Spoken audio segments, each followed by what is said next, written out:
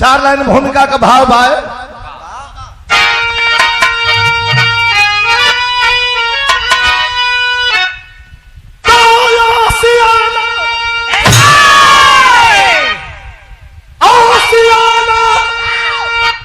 बगावत का जलता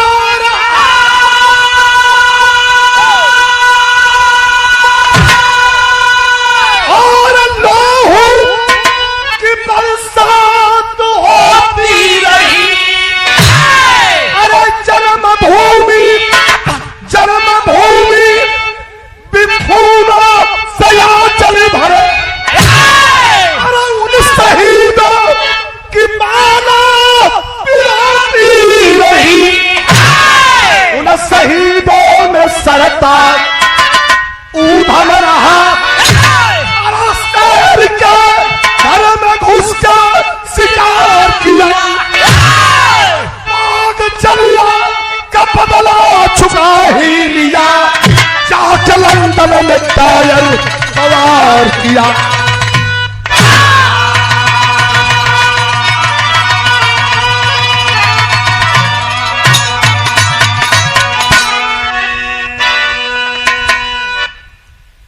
समझ रहे, मतलब याद रहे। सन 1919 का बैसाखी मेला, ये जितना हम बोले थे फर्क इतना है कि उधर का कहानी अगर खोजबा तो गूगल सॉरी बोल दे, लेकिन हमार कहानी खोजबा नाम डाल देबा उधम सिंह जलियांवाला बाग डलबा पट पट पट पट पूरा विवरण बता दी। बहुत भी लंबी भी रहा ना हो, लेकिन जितना हो पुराने लोग हुवन, पुराना सुनवैया हुवन, और बिरहा का हो यह बिरहा में हम बता दें। यही कुल बिरहा के जरिए बिरहा जिंदा हो। सन 1919 का बैसाखी मेला जलियांवाला बाग, जहां 2500 लोग जलिया वाले बाग में रुकल रहलन, जुटल रहलन। बैसाखी मेला रहे, बैसाख का मेला, लोग जुटल रहलन। आ कुछ मंत्रणा करत रहलन, अपने में बतियावत रहलन। आ तौले कोनो मुखबिर जाके मुखबिरी कह दहलस। ओ समय अंग्रेज रहल जनरल डायर। जनरल डायर से जाके कहलस कि 2500 लोग बैठ करके और ग्राउंड में सरकार के खिलाफ आवाज बुलंद कर रहे हैं। घोड़े की सवारी किया, जरा बड़ा मार्मिक भाव हो।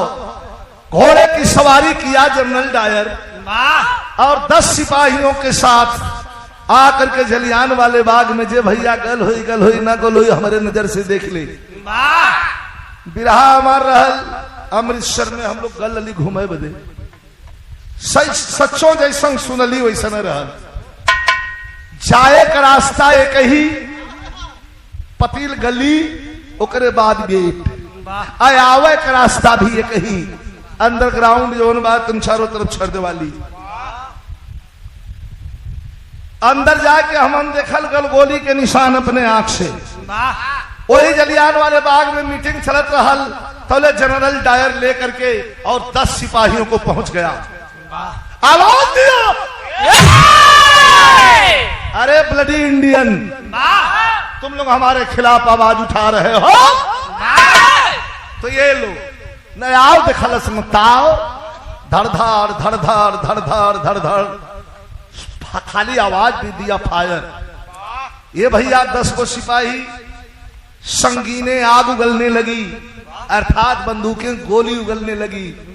और ये भागल पराए लगल तो जाई कहा, इथे कुआं रहल, वही कुआं में गिर गई लोग कि जान बच जाई, वहू में मर गई। लाशें बिछ गई तो वीर रस का भाव हो कैसे।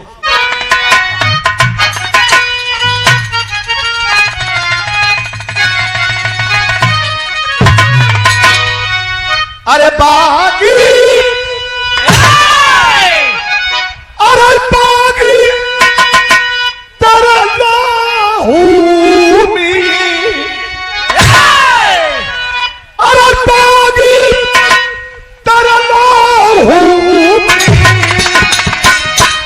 क्रांति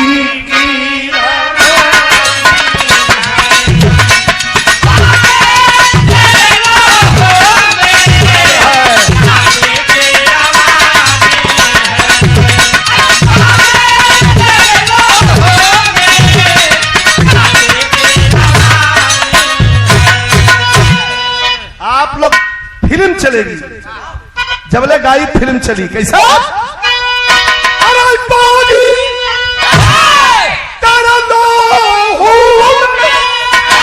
अरे क्रांति की रवानी है।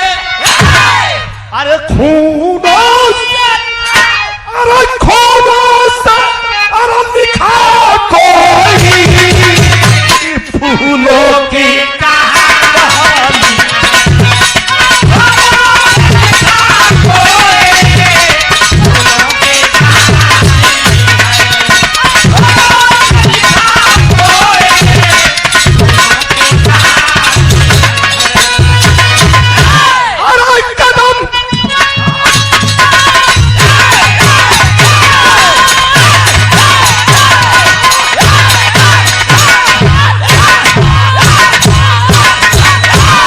बेटा जगह हो तो कदम कदम पंचम बलिदान को दिखाता है। वतन उसी का जो वतन के काम आता है। 1919 में बैसाखी मेला था, बात जलियान में भारी हुआ था मेला था। निहत्थे लोगों के कारण गोली चलाया था, खून से अमृतसर के धरती को नहलाया था। 7 वर्ष का वो उधम सिंह गुजारा था, बाद में गोली खाते बाप को निहारा था। खून में खाया कसम पीठ ना दिखाऊंगा, खून में खाया कसम पीठ ना दिखाऊंगा, बाप का बदला करना चल चुका।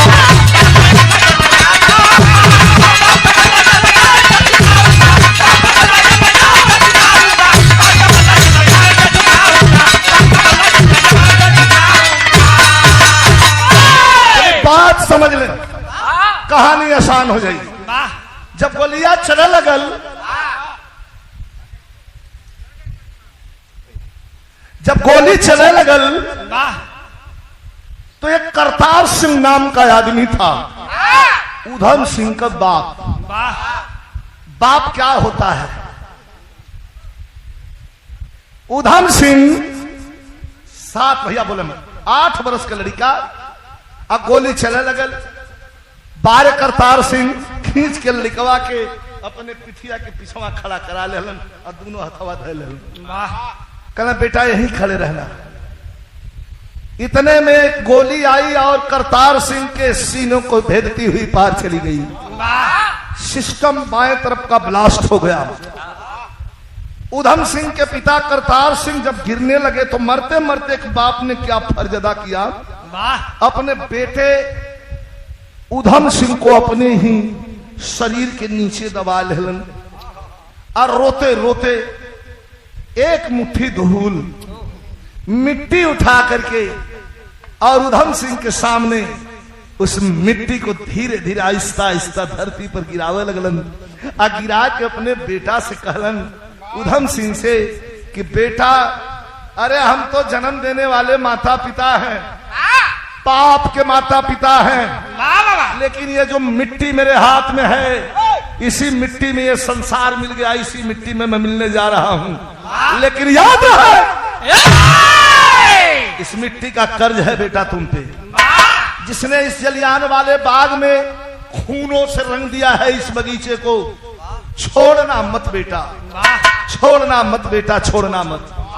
अपने बाप की बात सुना। 8 साल का लड़का घरे अलन, भैया भैया बोले, 8 साल का लड़का घरे आल, गुमसुम वहां बैठे वहां बैठे वहां बैठे, किसी किसी तरह से इंटरमीडिएट की परीक्षा पास किया। किसी तरह इंटरमीडिएट की परीक्षा पास किया। बिरहा मजक्का हो गया आज के जमाने में। कल्पना झूठ कपास लोग लिखत हों देखिए तो रामदेव उस्ताद कई प्रसाद हमरे इंटरमीडिएट का परीक्षा जब पास कैलस अब मन का गुब्बार फूट गए चल दिया और आवाज लगा के चला चलिए आने वाले बात के कातिल को इस दुनिया में कहीं होगा मारूंगा। चाटे समझदार बोला कले बेटा सुन सुन सुन सुन कहा बौराल हुए का जलिया वाले बाग के कातिल के मारब गोली ये धरती पर जिया कहिया मकसद रखना सुन किस्मत निपुर गयल कहा गयल कल लंदन गयल अपने देश गयल विदेश गयल तब एक कदम पीछे हटल याद रहे एक कदम सुना एक कदम पीछे जब शेर हटला तो जान जाके तब शिकार होकर फाइनल हो एक कदम पीछे हटल उधम सिंह और आवाज लगाया के रोज काथुआ के विदेश चल गया ये धरती से चल गल हो तो उधम सिंह का गोली खाए बदे दोबारा जन्म लेवे की हुई आवे के पड़ी ओके भागल कहे जाओ सर्वा पगलाल हो पागल लोग घोषित कर दलन वहां से भागल आयल अमृतसर स्टेशन पर एक ट्रेन लगल रहल वही अपना जाने कहा जाई ट्रेन इहो पता ना है पागलपन सवार है खाली बस प्रतिशोध प्रतिशोध प्रतिशोध अर्थात बदला बदला बदला कहा चलल सही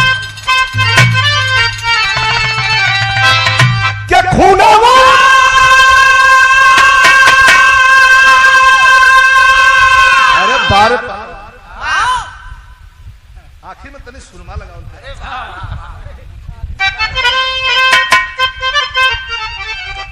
क्या खूना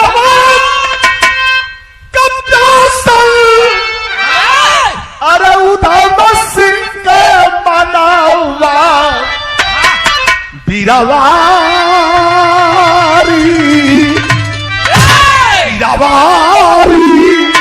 अरे घूमत पहुंचल पंचाई सहारिया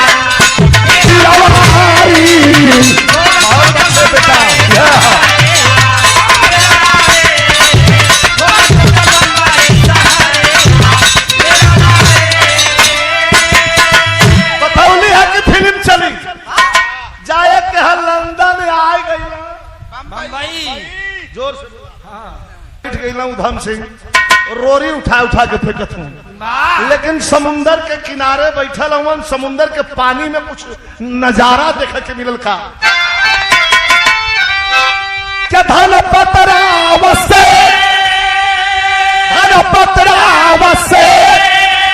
रेखा कुमारी सगरे नयनी और गरीब लड़के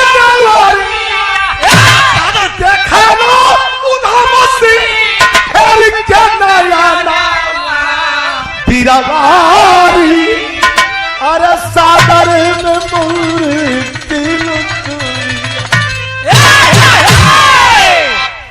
बड़ा मन बढ़ोले की है इस समुद्र के पनिया में लेके नैया मार हाई से कैले है अब नैया डूब जाई तो मुंह मना नहीं अपने मन में सोचत हूँ लेकिन समुद्र का पानी देखा ही लेखनी हो लटरम पटरम सटरम ना ये लेखनी हो समुद्र का पानी पानी में नैया में लड़की और लड़की पर जवानी कैसन लगत बा लड़की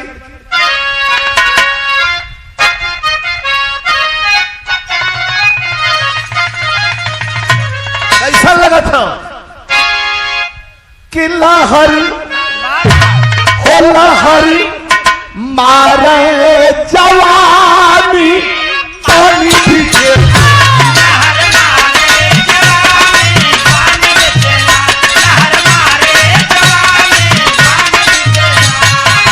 कि लहर मारे जवानी पानी पीछे अरे हाँ पानी क्या हुआ मौसम तूफानी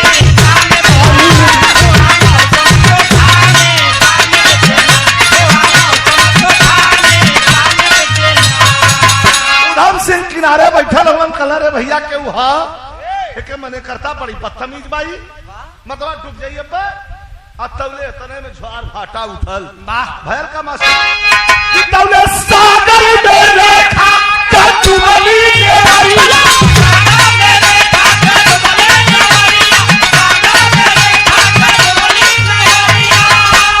अरे बागी उधम सिंह का परनी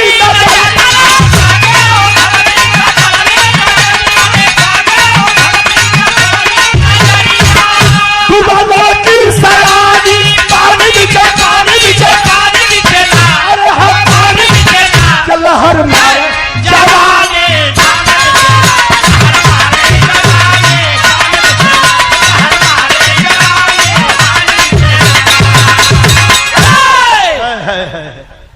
जवान सोचत रहा तो मैं हो गल पलट गई नैया अब लगली वही में डूबे कहा सुना खड़ा हो के हल्ला करे लगल हम सिंह का भैया अरे क्या वो एक बचावा डूबत हो रास्ता धैले कुल जात हूँ कले चुप तिकड़े मुंबई वाली भाषा हाँ डूबे दे चल जात हूँ कुल सोचा लगल मन सोच रहा है उधम सिंह मन सोच रहा है उधम सिंह लड़की को बचाने जाऊंगा डायर को कैसे मारूंगा जब बीच में डुबकी खाऊंगा सुनीला की डूबा वाले के जो बचाव जाला वो पानी में पकड़ के वही के छापाला अगर वही में धर के बोतलस हम डूब जा तो डायर के कैसे मारा फिर बागी दिल ललकार कहा फिर बागी दिल ललकार कहा और बीच हिम्मत हारोगे अरे एक लड़की नहीं बचा सकते तो डॉलर को कैसे मारोगे झकूत पड़ा है उधम सिंह अरे झकूत पड़ा है उधम सिंह लड़की को पीठ चढ़ाया है खाकर के थपेड़ा लहरों का उधम किनार पर आया है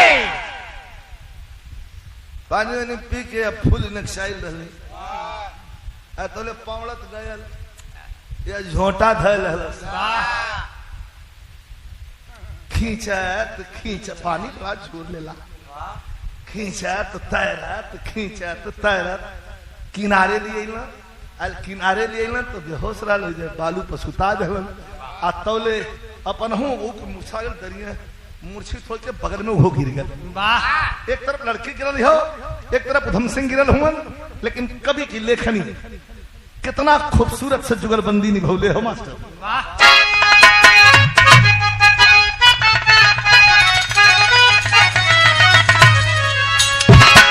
गीत का बोल बा कर कई तर्ज रहा लेकिन कि अरे हमको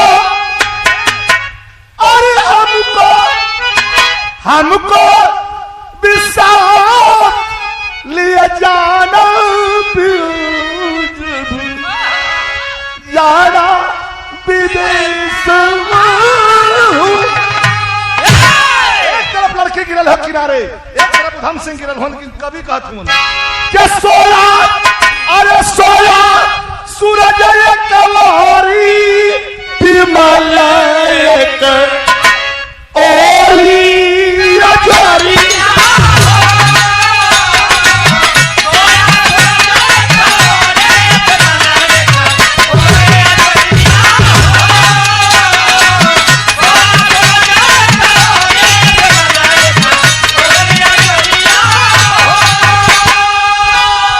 लड़की के बाप के पता चलल भाग के 3 फैक्ट्री के मालिक धनपत राव सेठ 3 फैक्ट्री रहल कोई बेटा औलाद नहीं रहल एक लड़की रहल वो रेखा दौड़ा लैलन है और गाड़ी खड़ा कैलन है अब दौड़ के अपने बिटिया के सीने से लगौलन है मूर्छित रहल उठा के गाड़ी में लदलन है और लाद के जब चल लगलन थे चनवे बेचे वाला मिल गल कहे का साहब नेकी का जमाना था क्या हुआ कहे के छोड़ के जात हुआ ये बेचारा अगर न रहत तो बे औलाद हो गल होता इतना लोग आवत जात हो केहू ना हिम्मत कैलस लेकिन जा करके अंदर से खींच के बचाया है यही धनपत राव सेठ की दया आ गई दोनों के उठा के गाड़ी में नाद लगे तो कहना हो कि कमला रेखा का भइली तबाही।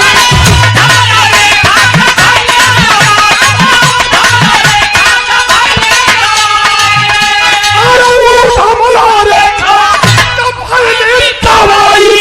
तब भी हसल बतिया फुलाइया केवल एक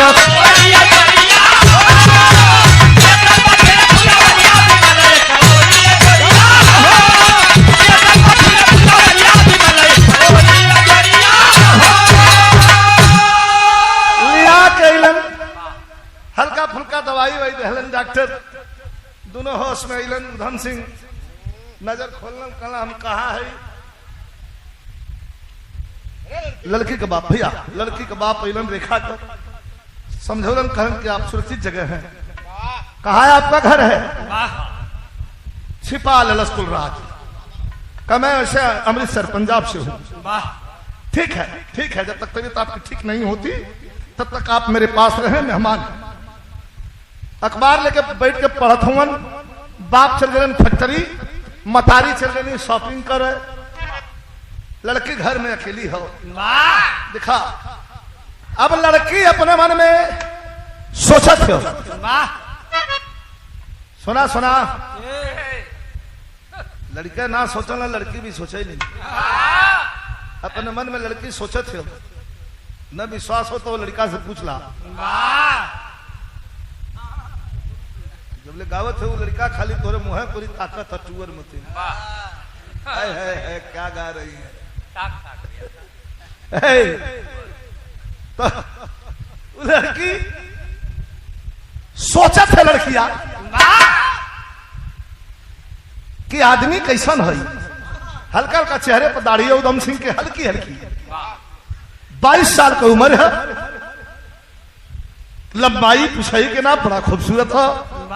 सोच गई कि 3 फैक्ट्री है बाप मतारी का अकेल बिटिया है और जिंदगी जब प्राण बचावलन तो जिंदगी के मालिक भी नहीं के बनाई बियाह कर तो नहीं से कर मने मने लड़की सोचत। बाबू चल गए उधर फैक्ट्री माई चल गई शॉपिंग कर कुछ ले आओ नौकरानी खाना बनावत पाए। लड़की गई किचन में कॉफी बना के चाय बना के लेके आई ट्रे में। उधम सिंह बेचारे बैठल हुआ अखबार पढ़त हुआ सुना देखा बतौली फिल्म हुई बिरहाना फिल्म चली। अखबार पढ़त हुआ अतौले पहुंचल बुरा मत मनिया भैया। छुरी में 1 तरफ धार ब्लेड में 2 तरफ धार अकारी में 3 तरफ धार इन लोगों में 4 गिरदा धार है। जरा धैले बाबा हर से काट ली है नाजो आदा की। का तब पहुंचल लड़की जाके उधम सिंह के पास खड़ी भई और का कहत बा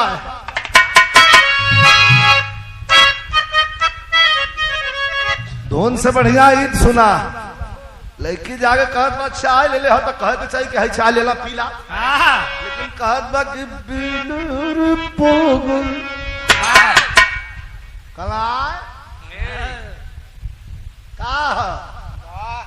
कह कि पीले अरे पागल कह हम पागल है कह कि पीले अरे पागल सुराही जाम है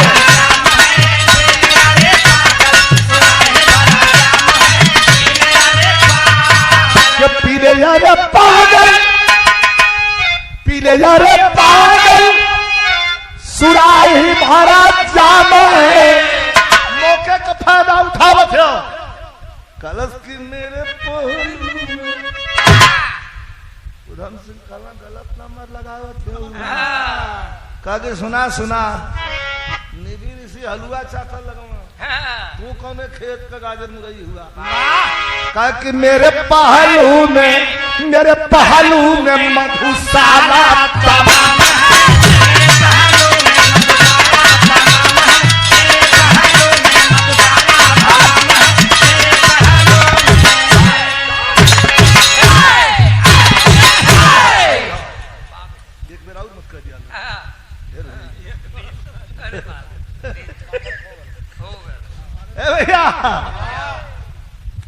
मेरे पहलू में मधुशाला तमाम है। उधम सिंह कल समझतना है क्या सुना हो? बिना प्यार का, बिना प्यार का अरे कोई जीवन नहीं है। लगे हैं रोवे अरे खवा जो रोवे लगल। अब पकलाई पकड़ ल उधम सिंह के कहे जिंदगी के बचौले हुआ तू, तो ये जिंदगी का मालिक तो ही हुआ। जा हिल जाई विरह का क्लाइमेक्स जात जा यो धरती का छठवां अजूबा कि आप लोग प्रेम से बैठ के सुनत हैं, आप लोग माता बहन लोग, नहीं तो धरती का छठवां अजूबा कि जहां एक दूसरे ने बैठ जाए आप बतियावन सवाल है ना। लेकिन आज तो रिकॉर्ड टूट गया, आप लोग खूब प्रेम से सुनत हैं। पकड़ ललस कलाई रोवे लगल, कहा कि इतना हमसे नाराजगी, हमार चेहरा खराब हो कि हम खराब हैं, तो सब जब समुंदर के पानी में मरत रहली हम बचा लेला, तो वही समय अपन दिल दिमाग जान कुल तोरे हवाले कर दिली। हमारे कहे का मतलब का कहे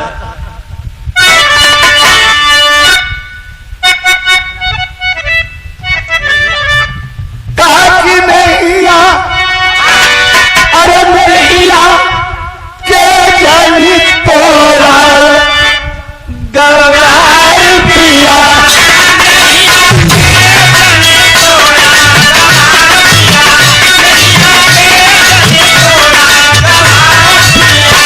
जीवन बनाया, जीवन बनाया अरे करा हमसे शादी, अरे प्रिया दिल पर ना छोड़ा हमार पिया।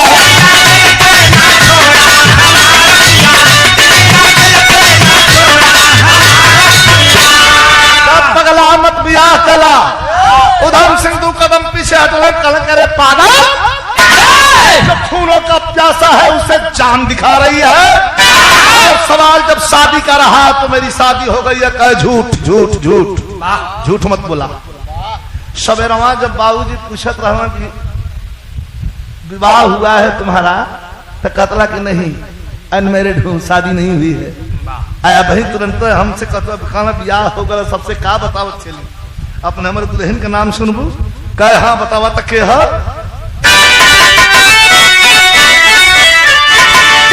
जवानी जिसकी बागी बन गई, जवानी जिसकी बागी बन गई,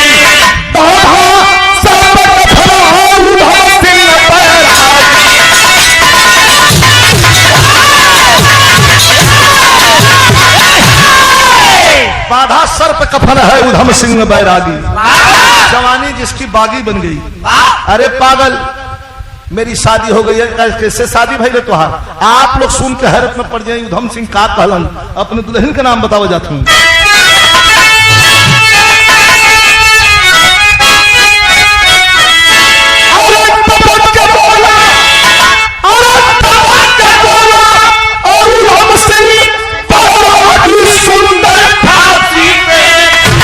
हमारे दुल्हन का नाम है फांसी, का मतलब नहीं समझ ली कैसे कहा है?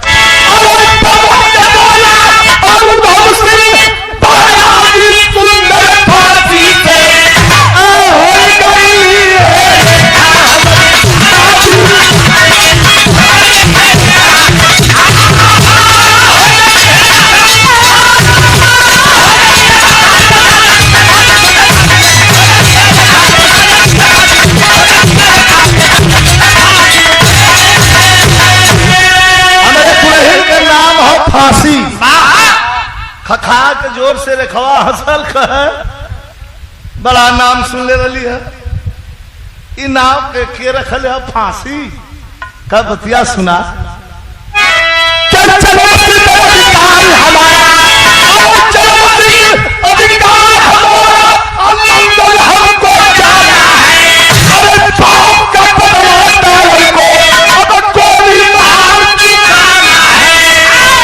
लंदन जाऊंगा, 2500 लोगों के खून का बदला के साथ साथ अपने बाप के मौत का बदला लेना है। जनरल डायर के सीने में गोली, यही ख्वाब लेकर के घर से निकला हूं। जनरल डायर के सीने में गोली मारूंगा, इसके बदले में ब्रिटिश गवर्नमेंट हमको क्या करेगी पता है? सजाए मौत, फांसी की सजा देगी। वही मेरी दुल्हन है, आखिरी समय उसी के साथ इस शरीर को सुपुर्द कर दूंगा। लड़किया बड़ी जोर गौर से तकलस, अखखा के हंसल धनपत राव सेठ के बिटिया रेखवा बड़े जोर हंसल कहे, अरे बाप रे बाप, हम तक गलत है सोचले रहली। अरे महाराज, तो के अपने जिंदगी का मालिक बनावल चाहत रहली और हमार पहचान के तनी बढ़िया हो, तू तो देशभक्त हुआ, अब तोहरे प्रति हमारी इज्जत हमारे दिल में आओ, तुम्हारी इज्जत बढ़ गई। जायदा जायदा उनसे विवाह मत करा, हमके दोस्त अपन बनेगा। कहा हाँ दोस्त बना ले। कहते लड़की पूछला दोस्ती का पहला मिसाल पेश कर नहीं, कह पेश करा। कह लंदन जईबा, कह हाँ। डायर के मरबा, कह हाँ। जाए बदे पैसा ना हा कहना, मुंह बना ले। दोस्त कचे पड़ गई, लंदन जाई लंदन जाई लंदन जाई, बम्बई आके निकल हुआ बड़ा पाप खाए की। कैसे लंदन जाइबा? हम दोस्त है तोहार, हम चलब लंदन चलबा, गोड़वा पर धार दे गिर गए। ये तोहार एहसान जिंदगी में ना भुलाई, खाली हम पहुंचा जा। साझी के बाबू माई अलन, गमछवा दे। साझी के बाबू माई अलन, औलाद एक जाके रेखवा खड़ी भइल। कह पापा पापा मैं लंदन जाऊंगी टूर पर। धनपत राव सेठ ध्यान से तकलना, एक बार ओकरे कोरी, एक बार उधम सिंह कोरी। पूछला टूर पर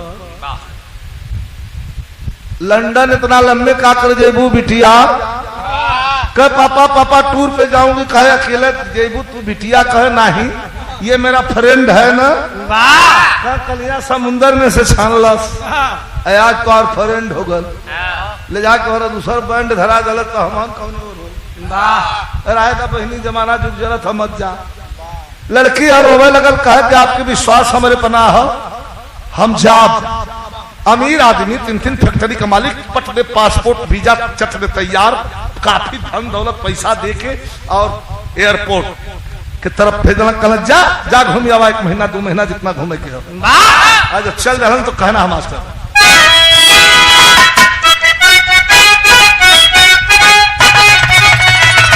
कैसे चल मास्टर के चली भाई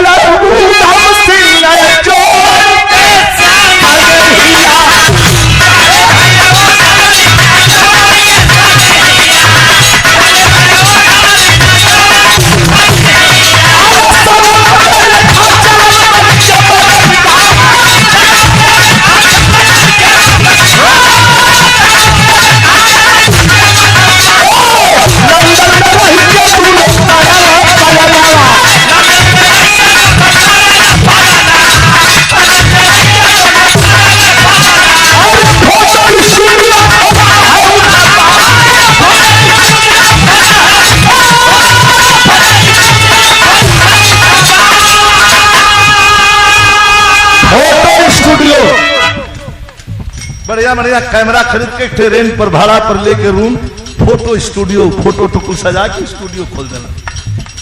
मन में भाव दूसर है तो मेरे दिन बिता तब कभी न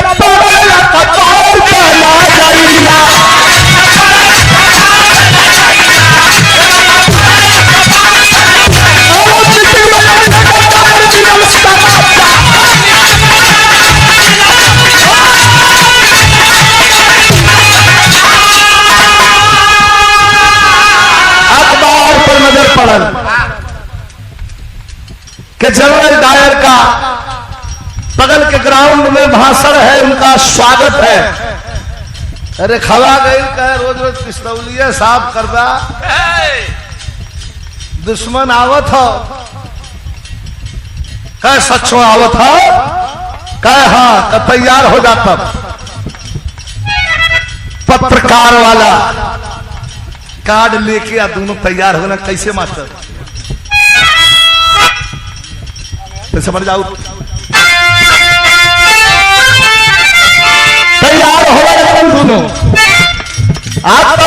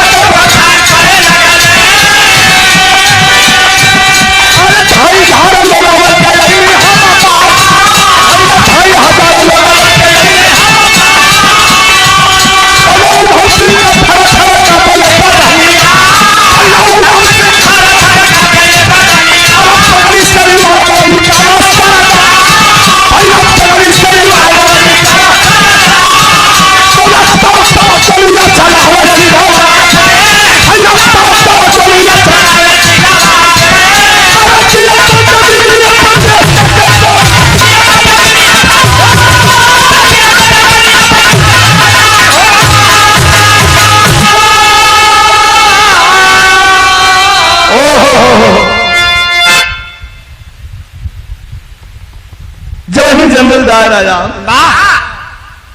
दोनों हाथ उठाकर अभिवादन किया, आवाज लगाया जोर से, क्या है मेरे देश के वासियों, ये वही जनरल डायर तुम्हारे सामने खड़ा है। 2500 लोगों को जैसे भेड़ बकरी की तरह मैंने जलियान वाले बाग में मारा था। गुस्से से कांपने लगा पट्टा पंजाबी रे खवा के हुनी उठौलस, कहे आपका ताकत हुआ झोंकदा, निकाल के पगड़ी से रिवाल्वर ठा ठा ठा 3 गोली मरलस। मंच पर गिर के नाचल गलन, 2 गोली सीना में, 1 गोली लीलार पर, टीका दे दिलस। गिर के नाचे लगलन, पगड़ी सीटी बट गई अंग्रेजन के, दौड़न अंग्रेज। आज वही चढ़ा चढ़ा के अपन ट्राइगर दौड़न, बिरहा का मेन पॉइंट है 2 मिनट आउट, आप लोग 2 मिनट आउट, 2 मिनट के बाद उठ बैठ कर। जब लेके अंग्रेज दौड़लन है तो हाथ ऊपर करके और सरेंडर कर दिया, क्या मैं अपने आप को सरेंडर करता हूं। गिरफ्तार कर लिया गया, लाया गया गिरफ्तार करके और जेल की सलाखों के पीछे बंद किया जा रहा है। ब्रिटिश गवर्नमेंट के हिसाब से मुकदमा चलाया गया, लेकिन कभी का कहना मास्टर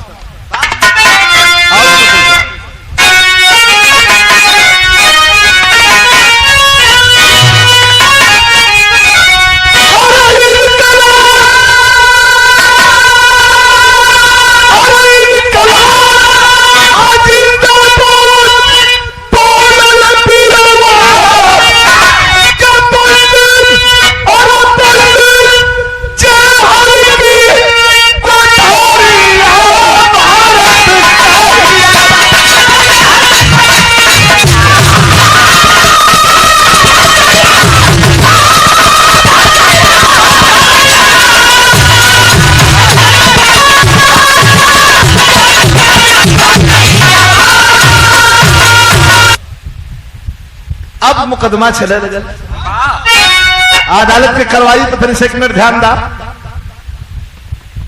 लिया के बड़का सिक्कड़ गले में, पैर में, हाथ में बेड़ी जंजीर लगल, झमक के जब चलल तो जना कि दुल्हा को खबर जाकर आग खड़ा भयल, सीना तनले हंसता मुस्कियात। जज ने पूछा कि जवान तुम्हारा कोई वकील है जो तुम्हारी वकालत करे? कि अगर ब्रिटिश गवर्नमेंट को इतराज न हो तो पट्टा पंजाबी अपनी वकालत खुद करेगा, इजाजत है। वकील प्रश्न किया और रोने लगा माथा पीट करके। क्या हम लोग गॉड मानते थे? हमारे देश के इतने बड़े अफसर जनरल डायर साहब के सीने में इसने 3 दहाड़े गोली मारा है माय लॉर्ड। मौत से कम सजा का तो कोई प्रावधान नहीं बनता है। बताओ बताओ क्यों मारा गोली? मुस्कुराते हुए कहा कि जज साहब क्यों का जवाब क्यों से देना पड़ेगा। वकील साहब का प्रश्न है कि मेरे भगवान स्वरूप मेरे इतने बड़े अधिकारी के सीने में गोली क्यों मारा? तो मैं भी जानना चाहता हूं, आपसे पूछना चाहता हूं और अदालत से पूछना चाहता हूं, आपके देश के कानून से पूछना चाहता हूं। सन 1919 के बैसाखी के मेला में चलियार वाले बाग में 2500 लोगों के साथ साथ मेरे बाप के सीने में गोली हरामजादे ने क्यों मारा था? इसका जवाब कौन देगा? किचकिचा के अंग्रेज अफसर क्या जानते हो इसकी सजा तुम्हें क्या मिल सकती है? तुमने अपना जुर्म कबूल किया है, इसकी सजा तुम्हें सजा मिलेगी। क्या जानते हो क्या सजा मिलेगी?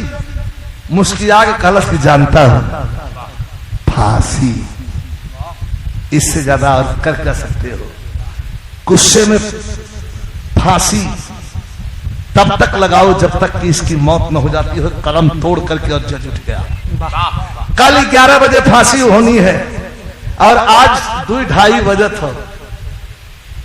कुछ गुरु ग्रंथ मंगा करके पढ़ रहा है। इतने में जेलर आया, पूछा कि जवान हमारे देश के कानून में भी लिखा हुआ है कुछ अंतिम इच्छा हो तो बताओ। कल 11:20 पर तुम्हें फांसी पर चढ़ा दिया जाएगा। कहा बहुत ज्यादा समय है तने और पहले रहत तमजाल।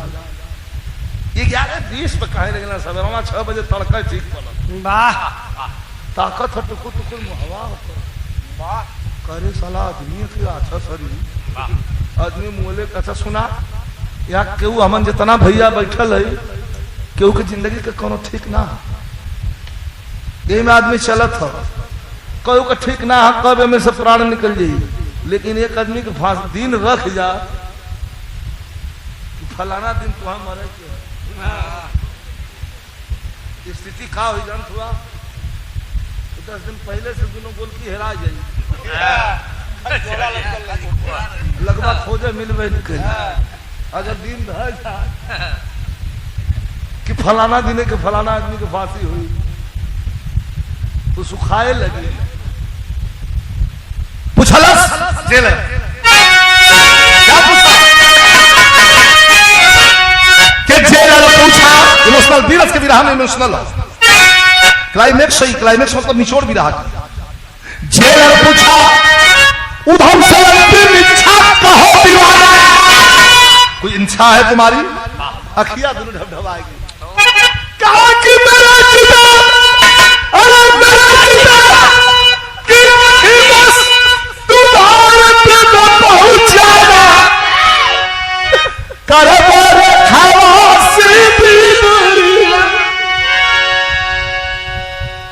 रोने लगा। माई हमारी मर गई हमरे कोह कुफुत में। बाबूजी के सीना में गोली हरम ज्यादा मार दिया। 2500 लोगों का खून देखा हूं। दुनिया में मेरा कोई नहीं है, एक हमारी दोस्त है रेखा जिसने मेरी मंजिल तक मुझे पहुंचाई है।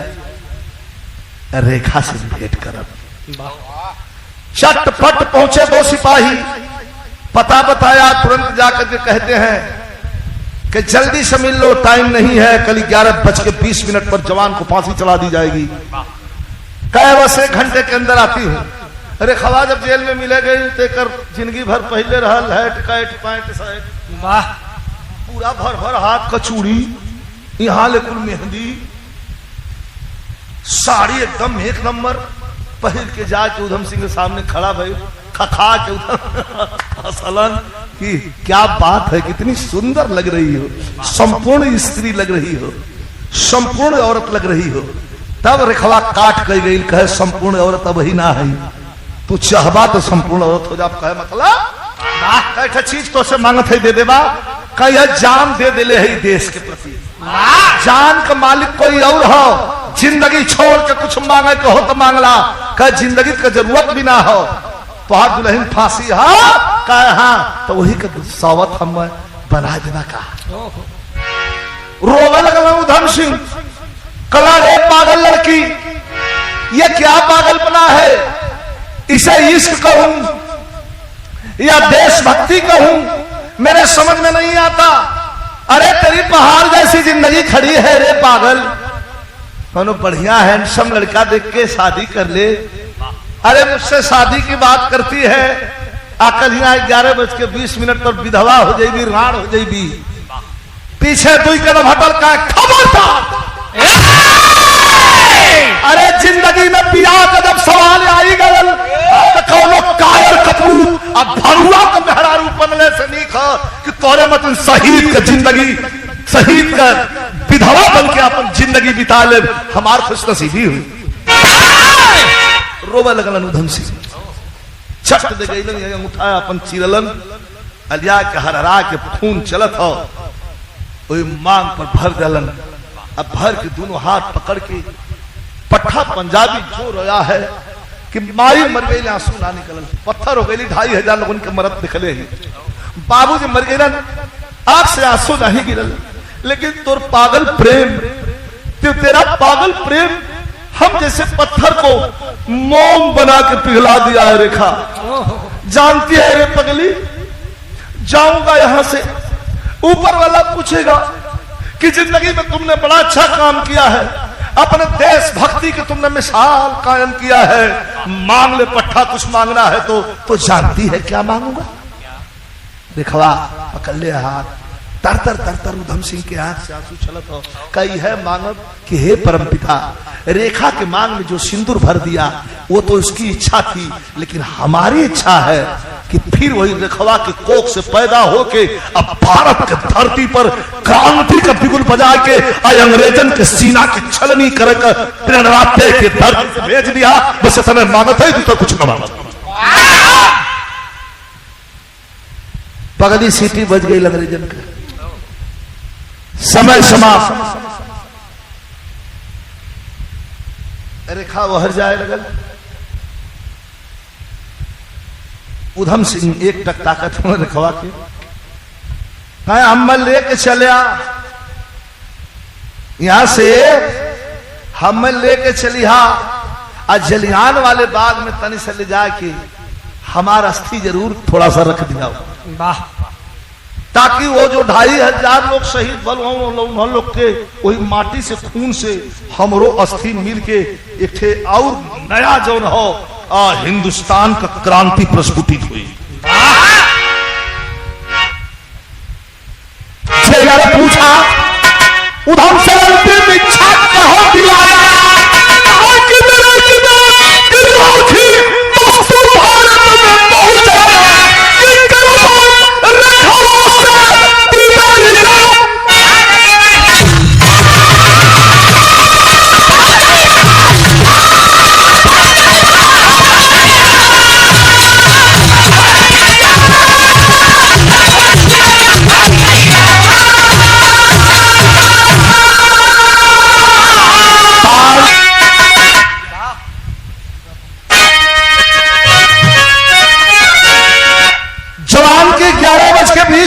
फांसी हुई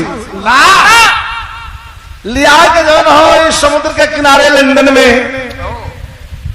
अंतिम क्रिया अंत्येष्टि कैलस और चिता कराखी लेके भारत में आई। दबदबाई नजर लेके वही जलियान वाले बाग में पहुंचल एक चुटकी निकाल के रखलस जनाल की जौने लोटा में लेके चिता कराखी चलल रहल। जब जलियान वाले बाग में पहुंचल ये भैया लिया के जो हो वही जलियान वाले बाग में रख के भगत सिंह के सामने ले जाके उधम सिंह के जन बात तुम राखी चिता का राखी रेखा रखलस मांग में सिंदूर माता पिता देखलन कहना अरे पागल ये क्या हुआ कहीं कुछ नहीं हुआ, देश को जरूरत है आजाद, आजादी मांग, आजाद गुलाम वतन भारत के धरा अब तक कुर्बानी मांगत बाज। आखिरी भाव गुरु बिहारी गुरु रामलाल की लीला